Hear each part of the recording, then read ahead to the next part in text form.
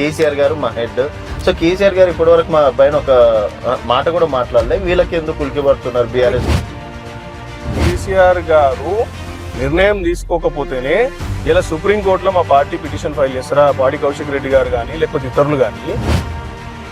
కరీం గారు అయితే నేను ఎమ్మెల్యేగా బీఆర్ఎస్ లోనే కొనసాగుతున్నా, అభివృద్ధి కోసం కాంగ్రెస్ లో తిరుగుతున్నా అని చెప్పేసి అన్నాడు. నేను ఏ చేసినా చెల్లుతుంది, నా స్టేషన్ కనుపూర్ ప్రజలు అందరూ నన్ను యాక్సెప్ట్ చేస్తారని ఒక బరితెగింపు. ఈ బరితెగింపును ప్రజలు సహించరు. ప్రజలేం బఫూన్లు కాదు, ఆయననే పెద్ద బఫూన్. అండ్ ఇప్పుడు మూసిద్ద ఏందన్న పరిస్థితి ఇక్కడ మధు పార్క్ అయితే అపార్ట్మెంట్స్ తీసేయాల్సిందే, దాన్ని ఎవరు అమ్మనికే వీల్లేదు, కొనడానికి వీల్లేదు, జీరో వాల్యూ పెట్టేసిండు.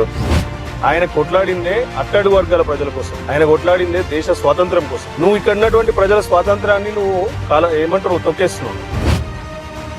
అండ్ పాపం రైతు భరోసా, రైతు బంధు కూడా వస్తుందో లేదో అని కూడా తెలియకపోతే ఆయనే ముఖ్యమంత్రి, ఆయనేం పరిపాలన చేస్తున్నట్టు, ఆయనకేం దిమాగ్ ఉన్నట్టు నాకు అర్థమైతే లేదు. ఆయన ఎందుకు నాకు అర్థం కాదు. రాష్ట్రానికి ఒక గుదిబండ లెక్క తయారైంది రేవంత్ రెడ్డి.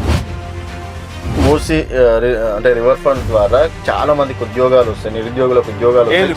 కూరగాయలు అమ్మే ఉద్యోగాలు, పండ్లు అమ్మే ఉద్యోగాలు, లేకపోతే తోపుడు బండ్లు చేసుకుపోయే ఉద్యోగాలు, ఈ ఉద్యోగాలకి ఈ మొగని ఎన్నుకోవాలి మేము ముఖ్యమంత్రిగా.